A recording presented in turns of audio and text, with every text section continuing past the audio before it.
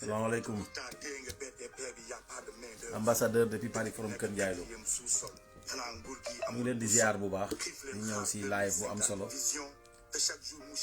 di massew gaa yi nekk si jafe-jafe yi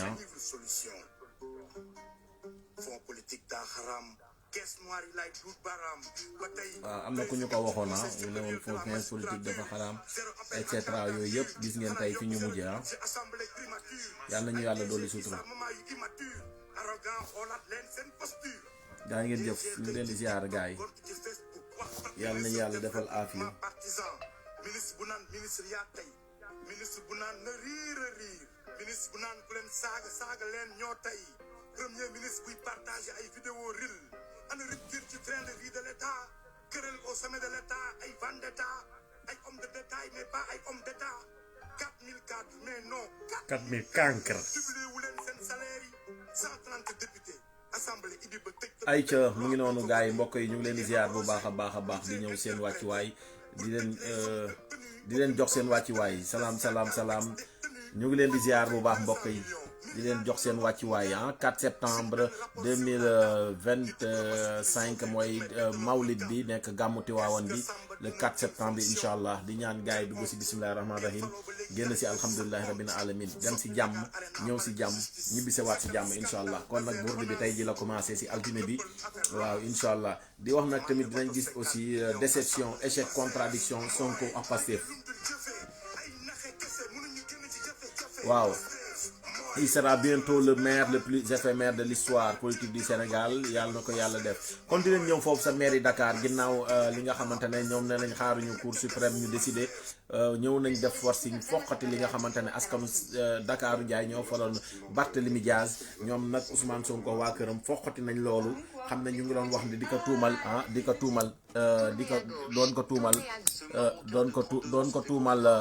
bu njëkkoon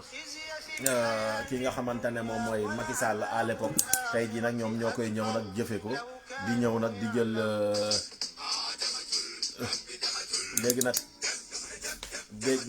ñoom ñu ngi noonu daal mu ngi noonu quoi ñoom daal foqati nañ nguur gi inondation parce que préfère des postes de maire que régler le problème des inondations mu ngi noonu ñoom nag au lieu et kon ñu jéem a régler problème inondation yi mais il préfère li nga xamante ne moom mooy ay poste maire di foqati ñu askan bi faloon te nag la baax yaay di wax de bu ñu foqatee maire bii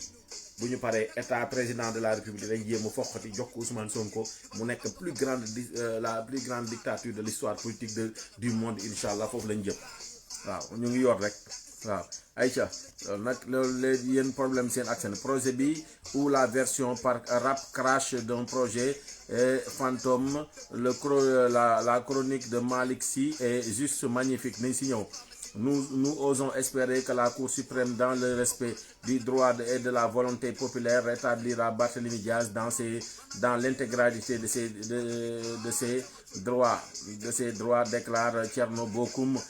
li mu wax si li nga xamante mooy li fi xew affaire Barth Cour suprême le délibéré est attendu à 12h notre projet risque gros avec les filles de joie nos caméras tournent H24 pour éviter le pire moytu leen baax na Sénégal Akhenaton Pastef France mu nekk bras droit Ousmane Sonko nee na nag fille de joie yi maanaam ñi nga xamante ne ay pute lañ wala ay prostituées seen projet bi buy am lu koy noyé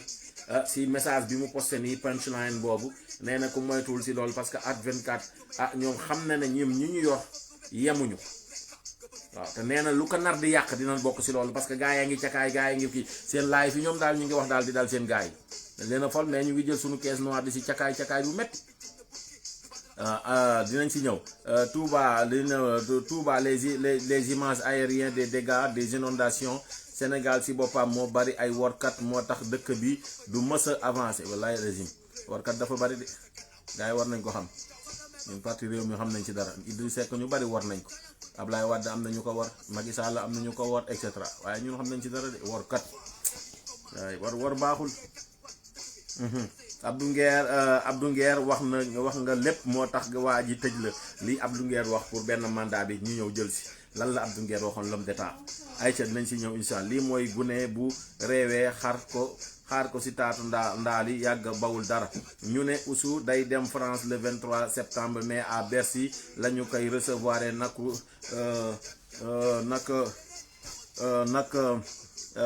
du le président France moo koy invité à vous les moutons yi doon brûler les magasins Auchan léegi moom mi leen waxoon Auchan baaxul li baaxul moom mooy daw tey di fekk ji Auchan ak waa France ndeysaan waaw nee nañ mën nañoo gouverner sans la France Ousmane Sonko moo fi waxoon ne du làkkati sax français nee na français yi bu ñëwee olof lay wax ñu traduire anglais ne fu mu toog France 24 toog fa wala RFI nee na moom day génne France na dégagé ñu Auchan yi fi jógee fi Total yi et cetera waaw soxlawuñu FMI soxlawuñu banque mondiale soxlawuñu yeneen financement extérieur suuf si fi nekk nee na pétrole bi fi nekk gaz bi fi nekk zircon bi fi nekk soxlawuñu dara France amuñu dara lu ñuy jànge si moom tey mooy jël gouvernement am pour ñëw fii ñu jàngal leen nan la ñuy demee defaree bonne gouvernance ak et cetera te ñoo fi doon nekk naan waaw ñii li ñuy décider kii candidat France la tubaati ñoo koy kan léegi tey jii moo takk ngeen tëg buum si boppam moom chef de gouvernement ànd seex ak njabootam yëpp ne leen acca yoonu Bercy bi moo tax li doy waar mooy Youssou Ndour bu laan def ay bers ngeen ñëw fa di saboter di saaga bu président Macky Sall laan ñëw ngeen def ay délégation nekk 10 personnes wala 3 ñëw saluter même boo leen minoritaire sax seen vidéo yi ngeen di jël viral di ko def ci réseaux sociaux yi bu ministre président Macky Sall ñëwee ngeen def noonu fu ñu dem ci àdduna France Italie Allemagne tey bu ku leen fayoon seen bor ngeen nekk fi di rey nit di wadd dal barke Dembo Ndiaye rek Barthélémy Dias ñëw na fi ngeen doon ñetti nit dem taxaw foofu naan way fii Sonko la ñu et cetera te li ngeen di def noonu ku leen ko def ngeen ne lu tax ñu leen koy def yéen dafa mel ni yéen a moom Sénégal quoi saaga ndey kilifa diina yi kilifa aada yi papi jàmbur yi yaay jàmbur yi sëriñi jàmbur yi leader politique yi jàmbur yi lépp ngeen bonal ñëpp baaxal seen bopp ku wax ngeen tuumal ko sosal ko fenal ko saaga ñëpp ngeen traité leen ku ne candidat laa bëgg naa nekk président wala bëgg naa nekk maire wala député bokkul si yéen ngeen na sàccal système bi la bokk et cetera lii mooy Pastef jaxase ngeen ñëpp waaye nañ taxaw na dëbu di jaajëfal FRDS di jaajëfal gars yi activistes républicains yi di jaajëfal leen ñëpp di wax nag ne dañu am nag benn fausse note bi nga xamante ne aussi daf ñu dabaale ci sunu kii bi muy benn militant boo xamante ne bu dévoué la woon nekkoon ci parti réew mi liggéey fa liggéey bu mucc ayib macha allah tamit nekk foofu sa cité des enseignants de Kounoune moom moo génn àdduna aussi ñuy ñaan rek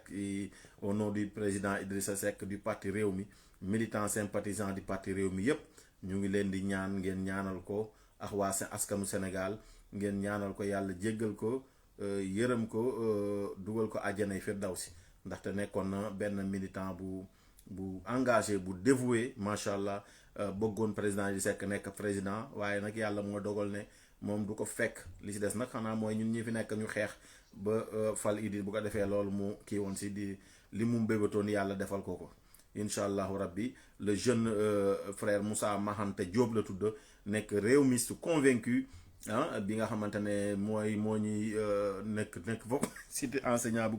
bu Kounoune l'enterrement nag tey ji la à 14h à la cité des enseignants de Kounoune paix à son âme Fatiha plus 11 Ikhlas le président Idriss Seck le parti Rewmi présente leurs condoléances à la famille à sa famille à la Oumma islamique et tout le village de la cité des enseignants de Kounoune et alentour et le département de Rufisque waa Bargneex ñëpp Sébikotane Sangalkam commune yëpp waaw ànd seex ñëpp di leen ko jaale ànd seex Amin Ali Saleh ànd seex Abdoulaye Ndoye vice-président ànd seex Mareetu Dieng ànd seex secrétaire général Matar Sey ànd seex Yankoba Diatara ànd seex Yankoba Seydi ànd seex ñëpp Ali Saleh le ministre ñeen ñëpp ñu ngi leen koy jaale bu baax a baax am mboolem parti réew mi allahumma salli ala sayyidina Muhammad wa sallim ayca si noonu rek loolu mooy live bi après ñu ñëw avance si actualité bi ayca si noonu actualité bi xam naa dañ leen di tegalaa la même chose ñu dañ buñ paree rek comme non stop la parce que dañu war a enchaîner nii dem julli ji dem liggéey ji kon nag avant liggéey bi moom ñu ñëw rek indil leen comme rang bi doxatul moom ñu ñëw tegal leen chronique bi nga xamante ne sunu benn mbokk def na ko mu nekk lu am solo projet bi. Bonjour Malik. Bonjour Babacar, bonjour à toutes et à tous. Il est une icône du rap sénégalais. Il vient de faire son retour sur scène de manière fracassante. Malik, vous nous décryptez ce matin sa chanson qui a inondé les réseaux sociaux et alimenté les polémiques. Je vous propose d'en découvrir d'ailleurs Un très court extrait, Tchad bien sûr. bëgg naa xam luy dil bi ci waxtaan ba woon Cap Manuel bëgg naa xam di boy du dee lu nga mën def Mermoz plan de redressement doxantoo sa jet privé 54%. Pour ça, et voilà que pour tout ça, Babacar, l'ultime garde-fou du rap sénégalais et dernière voix d'une musique militante et engagée, a élevé le son de sa colère pour empêcher de dormir un pouvoir qui l'empêche de rêver d'un Sénégal meilleur. La foudre Tchad s'est abattue sur le Pastef et sa gouvernance sous la forme d'une chanson coup de poing. Et impossible de passer à côté de Porozébi. Sa toute dernière création qui, côté chiffres comme côté lettres, continue de faire beaucoup parler depuis sa sortie il y a moins d'une semaine. Pas loin du million de vues, toutes plateformes confondues, en à peine 4 jours. Avec un discours où chaque mot, lorsqu'il est pesé et décrypté, est un angle d'attaque pour dénoncer les innombrables atteintes aux libertés individuelles et la trahison de toutes les promesses de conquête du pouvoir, des réprobations jusque-là jamais formulées en son et en image. Alors, et si Porozébi était la version musique en 4 minutes 50 secondes chrono du crash d'un projet fantomatique. 4 minutes 50 secondes pour dresser un sombre panorama des illusions d'une gouvernance de l'impuissance. 4 minutes 50 secondes pour égrener 18 mois de reniement et de renoncement. 4 minutes 50 secondes pour mettre en lumière ce décalage flagrant entre les discours et les actes. 4 minutes 50 secondes pour détruire tous les slogans d'exemplarité qui se sont révélés être de véritables tromperies sur la marchandise. En un mot, 4 minutes 50 secondes pour littéralement pulvériser la gestion Diomaye Sonko. Avec son single, Tchad n'a pas simplement écrit un texte, composé une musique ou gratté un morceau pour rester dans le jargon musical. Il a délivré un véritable manifeste, un mot de tout ce que vous avez voulu savoir sur le Pastef sans jamais oser le demander. Car Porozébi, bien plus qu'une musique, est la bande-son originale d'un impitoyable réquisitoire contre le Pastef et toujours avec la même sémantique de la dénonciation sous Wade et Macky hier que sous Diomaye et Sonko aujourd'hui, Babacar.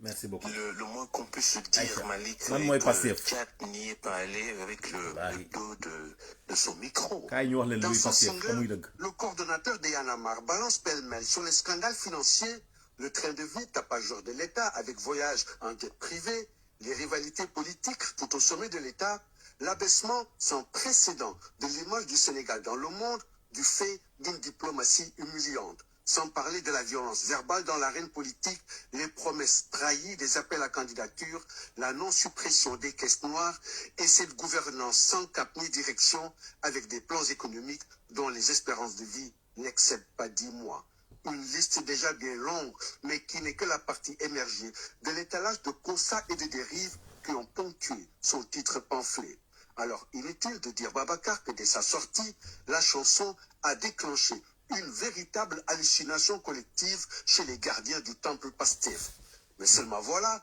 en voulant éteindre Tchad, les escadrons de défense médiatique et numérique du parti ont déclenché, malgré eux, le dispositif de mise à feu de l'explosif Porozébi. Résultat, quasiment 300 000 vues sur YouTube en moins de 24 heures.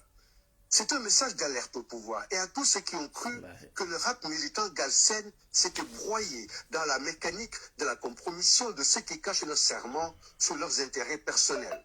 Dans l'histoire du rap sénégalais, l'engagement de cet enfant de Kaolack au service du Sénégal mériterait à coup sûr un chapitre entier pour ses positions assumées. Ni porte-parole, ni donneur de leçons, mais juste musicien, activiste et patriote authentique, loin des incantations de meeting. Devenu la figure iconique du mouvement Y'en a marre, son militantisme sincère a fait aujourd'hui de Tchad Omar Cyril Touré à l'état civil non seulement un artiste fait de tous les artistes qui les vaut tous, mais qui ne vaut pas n'importe quel artiste. La rançon de la constance et d'une certaine fidélité à ses convictions.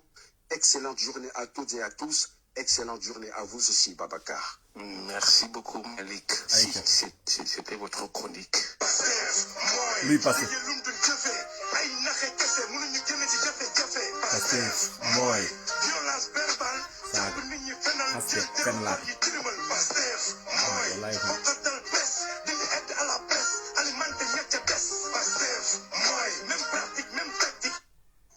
sunu caat bi diglu nga ko wala. waaw mu ngi na ndeysaan Ousmane de xanaa war na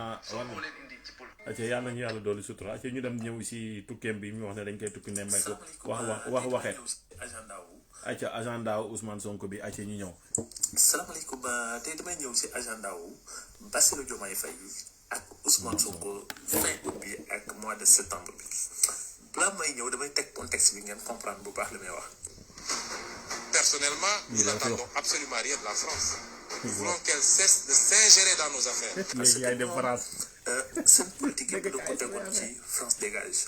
dañoo gëmloo Sénégal yi ne lépp li nga xam ne daf ñu metti lépp li nga xam ne duñ koo ñàkk lépp li nga xam ne amuñu ko ci Sénégal France moo ñu ko teg loolu ñu gëmloo Sénégal yi mu dem ba ay manifestation bu amee sax nit ñi dañuy dem di attaquer ay Auchan nit ñi dañuy dem di attaquer ay station service yu Total ni ñooñu ñoom ñooy français yi duñ fa war a dégager mu dem ba ñu jël base militaire yi politiser ko ni base militaire yi aussi domination française lay wane ci biir Sénégal ba ñu dégager leen fi tey ñu gis ni aujourd'hui rencontre yu ñu def ci àddina bi yëpp tey ñu gis ni fin août bi ak mois de septembre bi successivement le président de la République ak le premier ministre ñoom ñaan yëpp dañuy dem France te amul kenn ki nga xam ne un président wala benn protocole bu amul ki ci njëkk mooy Bassirou Diomaye Faye il sera en France le 27 et le 28 août ci lan lay ñëw ci REF bi nga xam ne MEDEF ñoo ko organisé REF mooy lan mooy la rencontre des entrepreneurs français MEDEF mooy mouvement des entrepreneurs français mouvement bu gën a mag bi yor entreprise yeeg yooyu noonu ñoom ñoo organisé rencontre boobu pour les entrepreneurs mais pourquoi Bassirou Diomaye Faye def le choix moom mooy déplacé boppam ñëw alors que si rencontre boobu noonu bu ñu gisee tous les invités gisuñu fa président de la République kii noonu fa gis François Bayrou dina fa jël parole mooy le premier ministre français ak le ministre de l'économie marocain dina fa jël parole donc pourquoi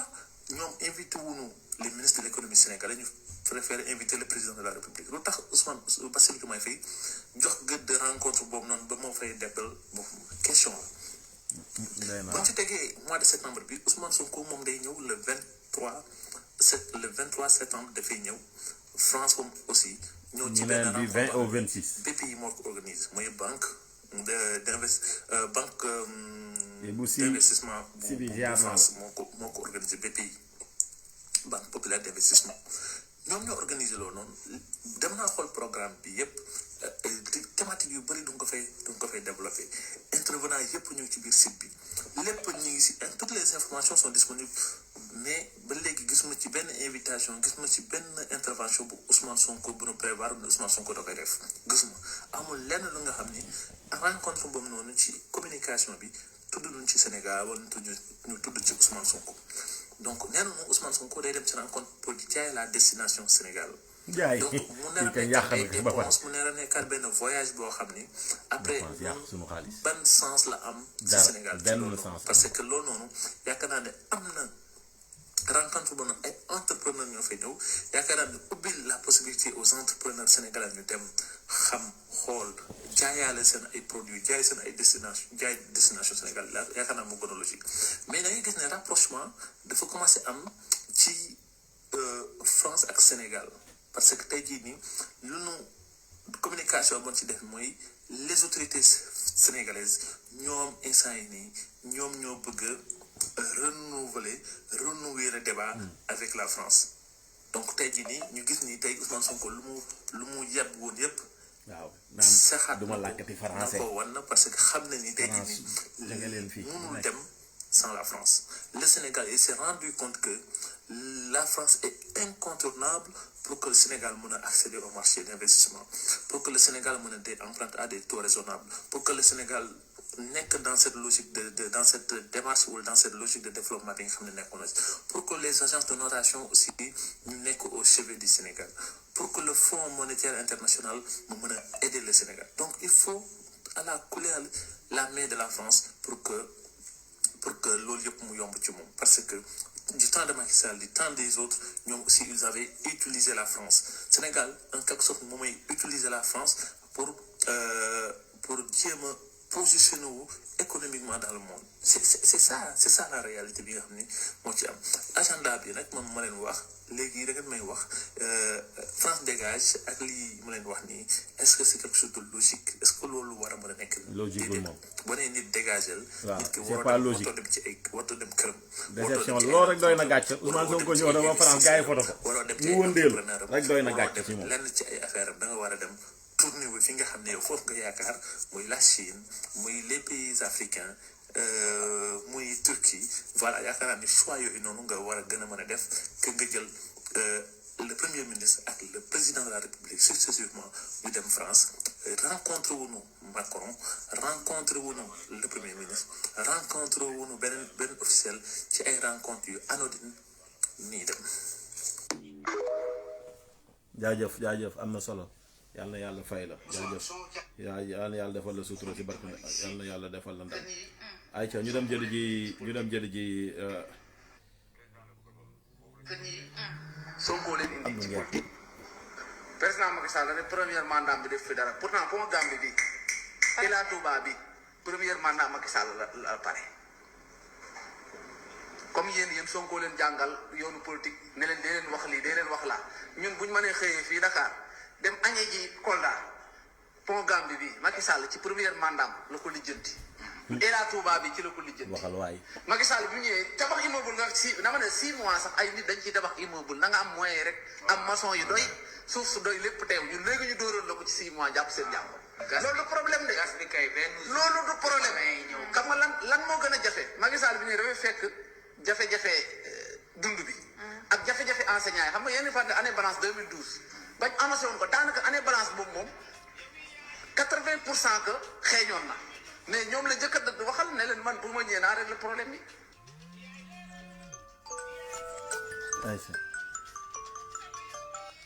mais est-ce que régime dégg nga fi waxu année balance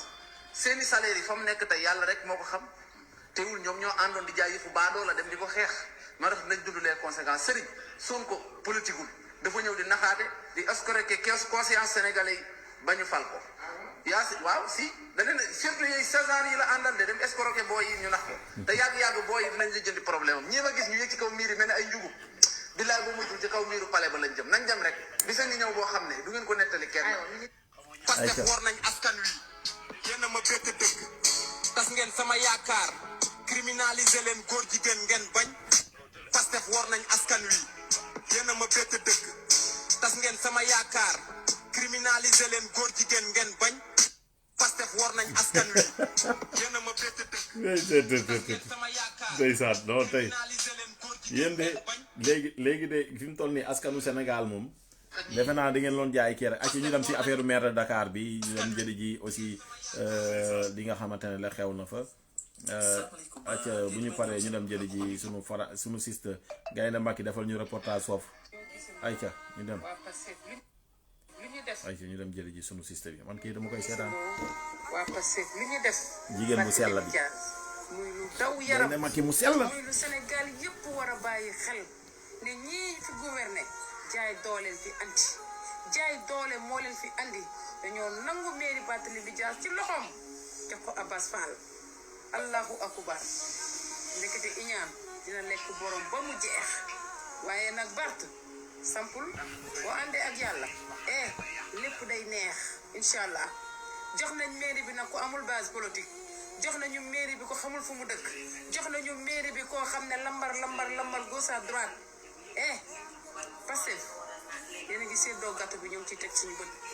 waaye ñun dañuy wax bu xotee mal gouvernance ndox mi fees dell ci réew mi amu leen benn solution pour ndox bi ngeen dajaloo fee ñu gisandoo waa Pastef lu ñu def Barthélémy Dias muy lu daw yaram muy lu Sénégal yëpp war a bàyyi xel ne ñii fi gouverner jaay dooleel fi andi jaay doole moo leen fi andi dañoo nangu mairie Barthélémy Dias ci loxoom jox ko Abass Fall allahu akbar ndekete iñaan dina lekk borom ba mu jeex waaye nag Bart sampul boo àndee ak yàlla lépp day neex incha allah jox nañ mairie bi nag ku amul base politique jox nañu mairie bi ko xamul fu mu dëkk jox nañu mairie bi koo xam ne lambar gauche à droite Pastef yéen a ngi seddoo gàtt bi ñoom ci teg suñu bët waaye ñun dañuy wax bu xotee jaajëf mal gouvernance ndox mi fees dell ci réew mi amu leen benn solution pour ndox mi. ayca ñu dem jële ji Abdou Nguer tamit ñu ñëwaat ci beneen vidéo ñu ñëwaat déggu ko fi taal déggu ko fi toj déggu ko fi yàq xamul tax mënatoo ko def parce que ña taxoon ko koy def ñëw nañ fi ne ni kees sax moo am ndaw ñi mënatuñoo génn di xeex mënatuñoo yàq mënatuñoo toj xam nga lu tax man nga sama classe gi la ñuy xalaat su ma la rombee ngay teg puna dinaa la mbalak man sa waay lii moom gën a teel xanaa waxu woon 50 ans la maanaam dañoo géné wu sax pour jotaay ñuy mën di waxtaan wala ñuy mën a wax seeni problème di ko mën a génn di ko faj parce que mënatuñ ko amul parce que te mënatoo dem kenn di ko naan dimbali ma parce que xam nga ñoom dañoo woote benn garsa boo xam ne autorité yi nit ñu baax ñi leen daan dimbali dañ leen cee fekk si gis ñi bañ faloo ba tey bépp borom daraja bu newul ci réew mi ñi ci gën a bari ku ci nekk da ngaa téye sa alal ku ci nekk ka nga doon jàppale moo wëlbatiku yoroon paaka di la gor sa ginnaaw gis ñu ci bari immeuble yi ñu doon dëkk nekk ay étudiant di jàng ña ko doon fay dañoo wëlbatiku sanctionné leen bëgg a taal seeni kër yi élection yi ñooñu tamit fexe nañ ba génn ci élection yi ci jàmm ku nekk dajale sa mbool sa nit say am di jàmm sa dëkkandoo fa seenee ànd ak ñoom dund ci dund bu baax ñee nag comme ñoom ñañu gisoon visé leen ñooñu tey ñi ngi fal seeni doom boo amul CV passif duñ la fal soo ci bokkul ci projet bi bokkoo te gis nga projet bi ñi ci bokk bariwul de daa am ñoo xam dañoo ñëwoon sot si sympathie loolu la ñu naan ay sympathie ñoo ñëwoon sotle leen waaw Macky Sall ñu ngi jàpp ñu tëj tey boo jàppee mbokku kii famille bi yëpp sot la léegi kii doomam bu yoree benn CV ne moom jàng na am nay diplôme léegi dafa war a déposé famille bi yëpp ne nañ jàppale Diomaye bu faloo léegi suñ doom jam liggéey mën a yore kër gi léegi te ñoom buñ faloo papa yaay doom musiba naaru laay bu toll nii amul benn ministre bu déplacé wu dem assisté lii ànd ak ñoom ci seen i jafe-jafe man de maa ngi koy doog gis lii de bu doon Macky Sall la moom kenn waxatul mbiram moom kon mbir mi rajaxe nañ dëkk bi bu yàgg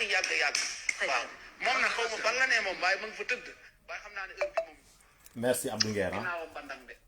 merci Abdou Nguer ñu doon jëli ji Abdou Thierno Bokar ñu fàttali moo xool ba ne Barthélemy doy na ma kii lii la kii la mu ne la bëgg naa moom moo ma doy pour ma jox ko Ndakaaru ñu dellu si waat mbër doy na moom moo ñu doy pour ñu jox ko député Ndakaaru mu demal ñu assemblée nationale kooku kenn warul am sañ-sañu ñëw tey da koy mel ni Ousmane Sonko mooy wax loolu ci violence yi nga xam ne Macky Sall mi ngi koy exercer mi ngi koy waajal nag yow de yow da nga kaa def yow de waxuma la waajal waaye da nga koo jëfe. De toutes les façons, Barthélemy reste et demeure le maire légitime et légal de Dakar. Wallahi. Nous espérons très rapidement que la Cour suprême dina rétablir le droit. Et très rapidement, nous allons rétablir l'éthique et la morale dans la politique. Et nous allons faire en sorte que Sénégalais yi ñu respecté leen. Vote Sénégalais yi ñu respecté leen. Tout ça, pour ça, c'est malheureux. Merci beaucoup. Merci. Sénégal gi. Ngeen seen kàddu passif. Duma ko def. te nga xam ne nga baax. maa ko wax maam Khady Dièye bindal maa ko wax tey ba Sonko génne kaso ba ca suba sa Cheikh Bara moo ñëw salon d'honneur toog na fii mu ne chef de quartier suppléant député ministre nii lañ naxee askan bi du ma ci doon benn incha allah dama ko soxla wut moom lañ fal man non man ñii seen fen yi dañuy fen ba pare di ko argumenté quoi man moo loolu moo ma gën a metti quoi di ko développé Cheikh Bara Ndiaye moo fi waxoon ne soxlawul chef de quartier soxlawul député bindal du ko masa doom et cetera tey jii moom lañ fal mu nekk député di saaga ndey askan bi ku wax mu génne wax si yow tontu la mais c'est grave quoi non mais c'est grave quoi ayca ñu dem jëli ji waxtaan bi nga xamante ne aussi yàlla ñu yàlla dolli sutura yàlla na yàlla dolli aafiya si barka nay Moussa yàlla na yàlla defal sutura ayca ñu dem jëli Red Black c'est Red Black mais grand li ma la mën a wax ñu dem jëli Red Black gis nga le single de Thiat la amul dara lu fi des amul dara loo xamante ni du ko sos. waxu opposition bi la jël di ko waxaat rek. non comme que dëgg la rek comme que dëgg la wax rek yéen a. ça c'est de la manipulation. mais laaj ma lu tax kaay ñu dem. non laaj ma lu tax. waxu dëgg la wax kañ yéen a. est-ce que xam nga ne Sénégal parti politique yi tous les politiciens il ne représente pas 5% de la population. Tous les politiciens au Sénégal ne représentent même pas 2,5% de la population. Mais kon 2,5 la Thiat doon waxal ah. yaa ngi comprendre. 2,5 le problème n'est pas là. grand yaa ngi dëkk ci banlieue bi. bien sûr fi mu méttee foofu nga dëkk. gën a soree kay sax. grand yow dégg nga waa banlieue bi li ñuy jooy. grand dégg nga li nekk ci kër yi borom kër yi li ñuy jooy. grand dégg nga ñoo xamante ni ñoo bokk ndey ak baay du ñu tuddante ndax Sonko. am na ñoo xam ne ñoo bokk koñ du ñu tuddante ndax Sonko. ñoo ñàkk fayda rek. non du ñàkk non loolu du ñàkk fayda loolu ngeen fi indi. c'est de l'inconscience. man am na ay loolu ngeen fi indi. yaa ngi comprendre. maanaam. gis nga ma gëm ak luñ gëm sax bokkul. gis nga sama xarit la. gis nga mooy baatu jàmm ji ma la doon wax. politique duñ boole quoi. baatu jàmm bi ma la doon wax. day ñëwaat li nga Sonko il est éphémère. voilà Sonko day dem. grand yaay fàttaliku 2012. mais avant 2012 en 2000 mais chapeau à kër gi. mais kër gi lan la ñu xeexalul Sénégal qu'est-ce que kër gi n'a pas lan la dajul Kaolack Ablaye Diack mais kër gi a été toujours au service du peuple sénégalais saa yu méttee kër gi da nga koy gis. je parle pas de kër gi je parle de Y'en a marre dafa am benn constat bi ma def. mais de 2000 à 2012. bon mais de 2012 à 2019 mais dañoo gis ni de 2019 à 2024 Y'en a marre fu ma laaj. buñ ko mësaan a laaj. dégg naa ko lu bari. mu ne non léegi dama jëm mag presque am naa 50 ans mënatuñ wàcc di xeexal kenn maa ko dégg sosaluma ko. waaw bëgg naa ko invité fii mais ma dégg Thiat. nangul naa ko Thiat nangul naa ko. nee na feebaroon parce que man Thiat du ma la nëbb. Thiat dañ koo dóor. Thiat waaw agressé ko loolu yëpp mu daj ko ndax Sénégal. mais 2021 ba 2024 mais tey jii engagé boobu réew mi tar na métti na lépp lu muy. waaye du xam na li mu dee bu xamee dossier bi na dem di dee si loo xam du askanu Sénégal ay ñaari yu ñu dem si ay suite boote client un procès. 2024 moom Thiat janvier man nangul naa ko feebaram. grand man nangul naa ko man. Thiat la seule fois où il s'est absenté mooy dafa demoon faju ji. Thiat Sénégal moo tax gars yi door ko escanté ko. égal à lui-même Barthélémy Diaz politique la boo xamante ni il est plein d'énergie li ñuy defantuwu ko day politique dëggantaan sous le régime de Wade ñëpp gis nañ Barthélémy Diaz xatar bi mu àndiloon parti socialiste bu amee un nouvel élan génération Barthélémy Diaz la sous Tanor Dieng ak ñu mel ne moom ñoom Alioune Ndoye ñoom Abdoulaye Wilane ñooñu ak ñoo xam booy lim nii da ngay fàtte bien sûr Aïssata Tall ñooñu ñoo jox parti socialiste beneen souffle ba ñu dellu siwaat ci digg politique bi ci nguuru Abdoulaye Wade à partir de 2007. Maodo Ndiaye nuyu nañ la vieux Dame Diagne nuyu nañ la. bi ñu perdre pouvoir bi en 2000 c'était très difficile donc il a fallu que ñu am jeunes yu mel noonu à l'époque ñu ñëw ak seen fougue ak seen énergie te tamit c'est un énarquant néewul xam-xam politiquement xam na fi muy teg tànkam yenn saay comme politique yëpp mu tarxis Abdoulaye Wade lu ne def na ko pour récupérer ko à l'époque lu ne Barth moo doon bañ lu mu bëggoon rek presque Abdoulaye Wade pare woon na pour defal ko pour récupérer ko mu ñëw ci kawam donc boobu Barth lañ gis ba léegi il a pris de l'âge tamit jënd ay coups yu bari parce que politique moo mel noonu. merci beaucoup xew diggante. merci kon gis ngeen Barthélémy Dias lu nekk dund na ko mais yàlla baax na yàlla na yàlla doolu si ko. Il a vendu les océans. acca ñu dem déglu Il a vendu les océans. fenal na Nos ñëpp. pêcheurs ne peuvent plus avoir accès aux ressources halieutiques. Il est en train de vendre la terre à des investisseurs soi-disant étrangers. Il a vendu le pétrole, le gaz, le zircon.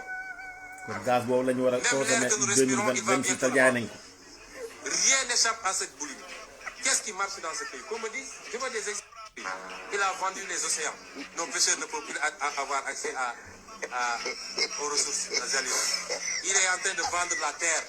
à des investisseurs soi-disant étrangers. baax na doy na. ma nekk si saaga na kii ñëpp tooñ nañu ayca ñu dem jëli ji Fata mu indi leeral si moo wax nit dof. mais dama def vidéo bi pour préciser un peu sama pensée ak pour ñenn ñoo xamante ni dañuy bañ ñu dafay amalgame déjà benn bi mooy su ma wax ak Nit Doff n'a rien à voir avec Pastef, n'a rien à voir avec la politique. loolu moom dama bëgg mu leer naa ñu keneen ku ko ci bëgg rax na ko ci rax parce que seetlu naa bu baax ñu ci bëri ñuy ñuy commenter si Facebook bi et puis en plus da ngeen di perdre seen temps si foofu parce que man xooluma sax commentaire yooyu mais en tout cas nit ñi nga xamante ni lañ sama gars di seetlu ci ñuy wax si Facebook di ma songu ay profilu Sonko wala Diomaye la bàyyi leen Diomaye ak Sonko fële ñoom suñu président lañ ak suñu premier ministre ak ñu jox Sénégalais yëpp loolu mooy liggéey bi man sama diggante Nit Doff c'est bien avant Pastef loolu dama bëgg ngeen xam ko ngeen xam ni dafa ñëw fekk fii ñu nekkoon fii di musique di def lu Sénégalais yëpp di bëgg bi mu ñëwee amul kenn ku mu xool ku dul ni Fada mooy fake bi waaw loolu dama bëgg nit ñi yéen ñi di seetaan ngeen nekk ngeen am seetlu ku ci amul âge bi nga xamante ni fekke woo loolu nga noppi bu la affaire fanatique toppee lépp sa problème la tu vois mais bi mu ñëwee yegg si Sénégal ñëpp li may seede ñëpp ñu nekk ci mouvement bi xam na ni man la jël rek songu ma parce que dafa gis ne boobu maa ngi andi ay star américaine Rough Riders yoo xamante ni moom nee na ñoom ay fansam lañu woon mais comme andi naa leen il était pas parmi ceux qui étaient fiers donc du coup dafa def morceau sax bind ci ni nga andi Dry Gun ma andi Bibson pour rek andi sama diggante ak Bibson beneen problème nee na moom daf leen di représenté lépp démb la ñi xam hip hop xam nañ li may wax léegi nag dama koy defal benn rappel bu ndaw si Bibson boobu pour ramener que li muy wax ne man dama ñëw prison seet si ko parce que dafa xamoon na ni man féeg laa moo tax bi mu génnee apprécié moo tax may wax waxul nitewul te damay insister si loolu même bu dee da ko metti yéen ñi interpréter affaire dof ak nit yooyu seen affaire la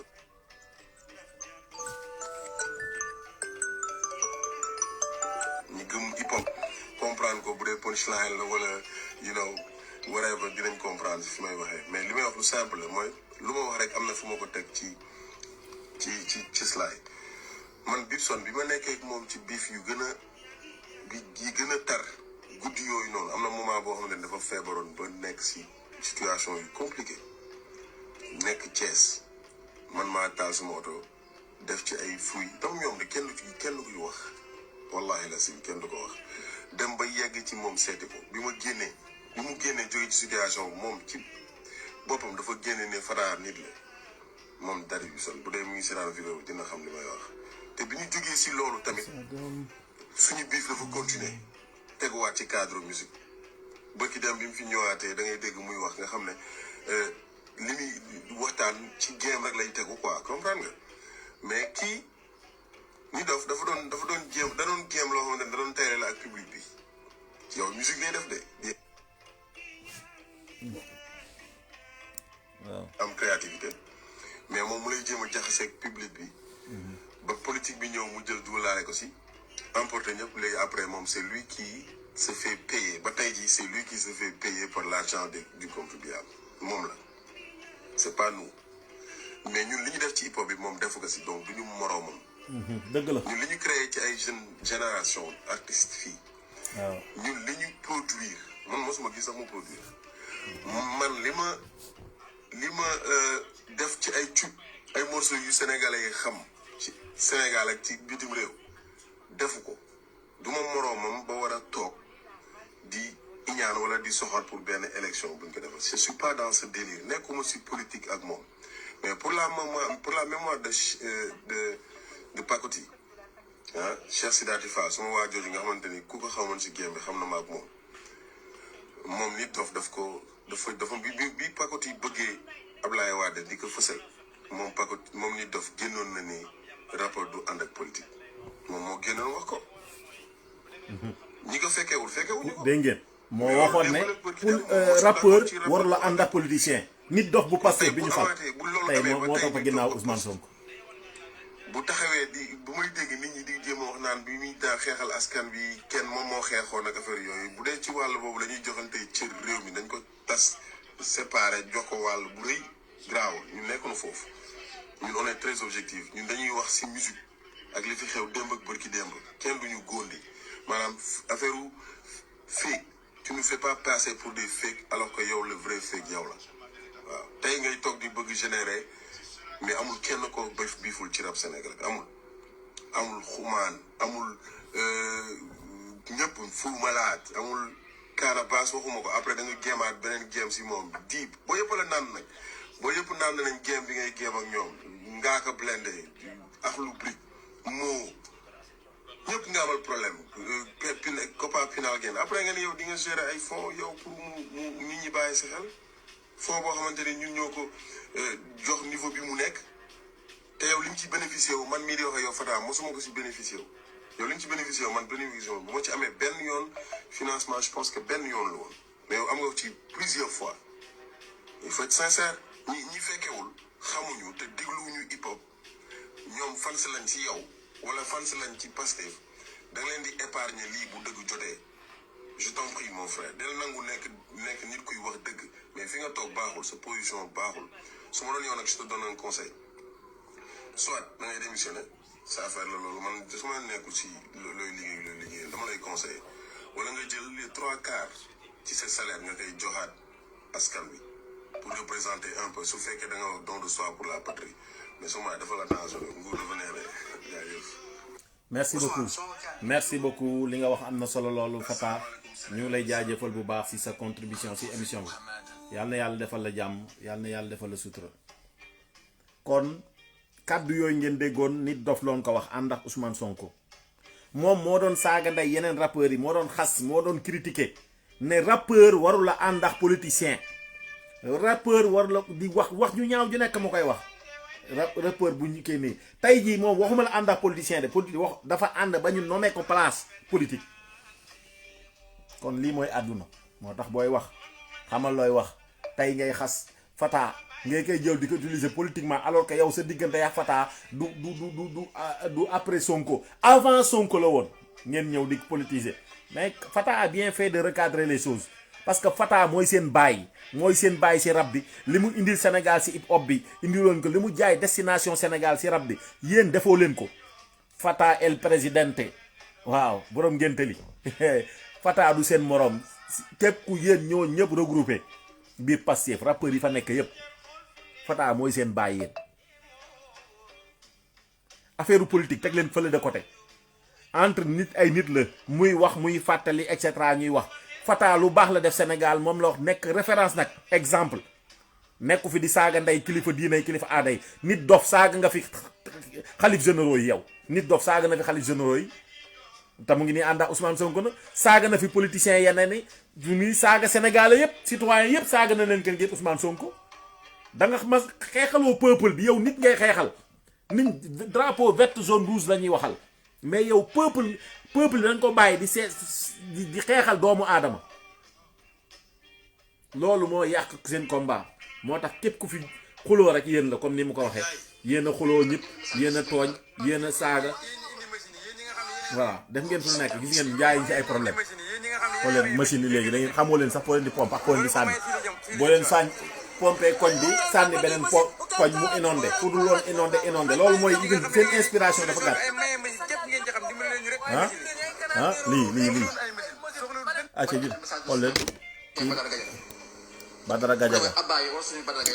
mais pourquoi monsieur bi mu ne ma non dafa saaga du ma ne ko mais yow mais Ousmane Sonko dafa dem ne ko seeti Azura mu ne ma waaw seeti Kayre mu ne ma waaw ma ne ko lu tax mu ne parce que Kayre ay rakkam lay ay mbéy ma ne ko Sonko am na droit am rakk man aw ma droit am xarit moom jaaxal man Badara Gadiaga intolérance boobu mooy problème bi Badara Gadiaga mooy waa Pastef ñoom ils sont intolérants mu ñëw nekk conseiller daal Sonko am na droit def lu ko neex wax lu ko neex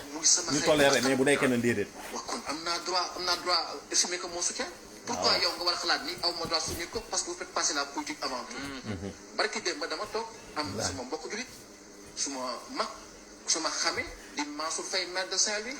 nekk dans les détention nekkoon kilifa mais am naa droit en tant que julit ma dem seeti ko vous êtes allé le voir oui waaw amul ay Pastef la mais loolu mooy liggéey amul ba ma bokk coalition Pastef de soutien Badara Gadiaga mu ne mooy Abba yow war suñu Badara Gadiaga ma ne ko mais pourquoi monsieur bi mu ne ma non dafa saaga du ma ne ko mais yow mais Ousmane Sonko dafa dem ne ko seeti Azura mu ne ma waaw Azura daa saaga ndey président Diomaye Faye ma ne ko lu tax saaga Sénégal yëpp saaga Macky Sall ma ne ko Sonko am na droit am moom mu am droit seeti ji ay saaga gat yow amoo droit seeti gi ñoo xamante ne saaguñu Badara Gadiaga saagul Abdou Nguer saagul ah Lat Diop ñoom it ak Farba Ngom et cetera saaguñu kenn saaguñu sàccuñu ngi noonu loolu mooy yéen seen dictateur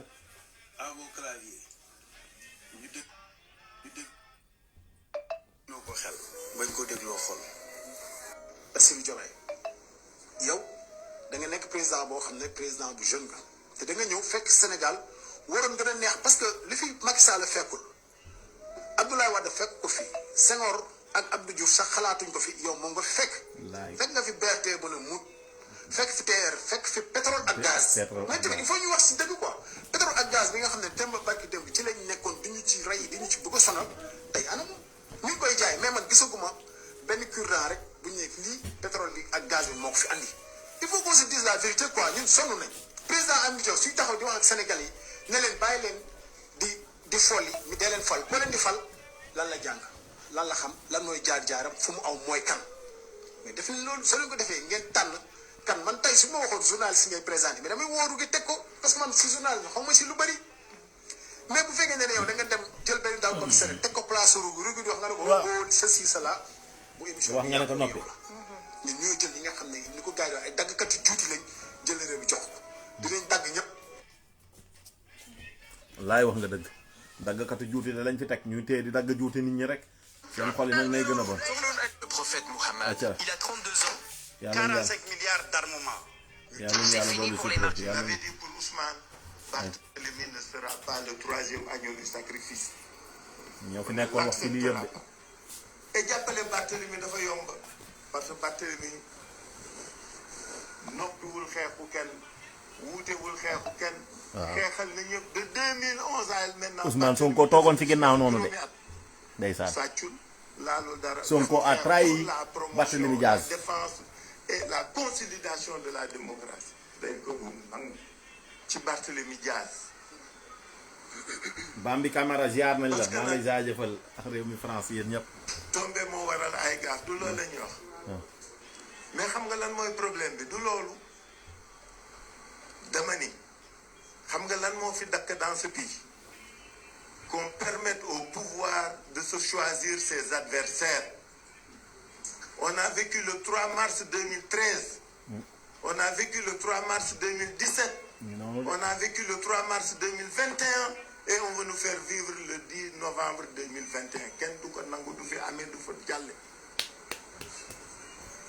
Est-ce que gis ngeen concomitance su temps bi. délai yeeg mois beeg année bi. dafa mel ni sax yëf fétichisme la wala leena la ci laxasu. su ngeen ko xoolee loolu lay nuru de. day na waar de. C'est des choses que personne ne peut comprendre, admettre ni accepter. Barthélémy Diaz, depuis 2011, on est avec lui. On va à chaque fois au tribunal. Day dem ba biñu mujjé dem maa nga fa maak moom dañ ñëw ñu sax programmé wuñ ko kuy ñëw suñ la convoqué da ngay dem mais pourquoi maintenant? Le Sénégal est un pays de démocratie et de liberté. Wallahi Bambi Camara voulait être candidat. Depuis plus de 2 ans, il se bat, il part pour Dakar, il se bat. Ñu bëgg def lan faagaagal kenn du ko nangu. Non. C'est non à l'injustice. Hein? Vive la liberté d'expression. Kii nag mooy ki nga xamante ne demoon na concours Arabie Saoudi ba xale bi mu ngi doon am fa raaya moo nekk noonu. ñu koy jaajëfal bu baax a baax Arabie Saoudite sur les 128 pays Alioune Badara Diagne la tudd mu nekk am 11 ans décroche la 3e place au concours de mémorisation du Coran maanaam ñiy dàq mémoriser alxuraan Alioune Badara Diagne mi si 128 pays yi nekkoon demoon foofu téeméeri réew ak ñaar fukk ak juróom ñett yi fa demoon moom moo jël ñetteelu place bi 3e bi naan or argent bronze moo jël médaille bi moo nekk noonu yàlla na yàlla guddal fanam defal ko jàmm asalaam si barke weeru koor bi ñuy si warko weeru koor bi ñuy waaj a dugg waaye nag si barke journée du mooy kii bi mawlid bi mooy la naissance célébration de la naissance du prophète bi ñuy dugg nii yàlla na yàlla defal ko jàmm ayca yàlla na yàlla dooli sutura yàlla na yàlla defal ayca di ñaanal nag président yi di Seck yàlla na yàlla defal ko futur président du Sénégal di ñaan secrétaire général ONU yàlla def ko Macky Sall loolu laay ñaan acca mu ngi nii idi président waaw bu adduna bépp àndandoo woon jéem la lor te suñu borom nam ko duñu la wàññi lu toll ne bën bënu pusal jullit bi dafa war a am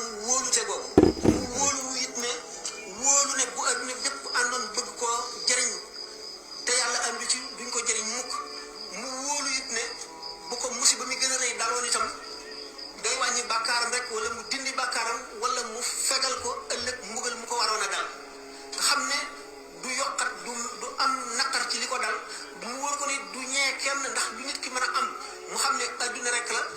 lépp luy adduna mën na dem balay nit ki dee bu demul it nit ki dana dee wàcc ko fi te dana ko layoo ëllëg yow mi ko ñàkk nga ko tey mën nga koo am ëllëg. wallaahi kon lu yàgg doo xaar di président 2029 incha allah. islam kon dafay armé jullit bi armé xolam defar ko ba xam ne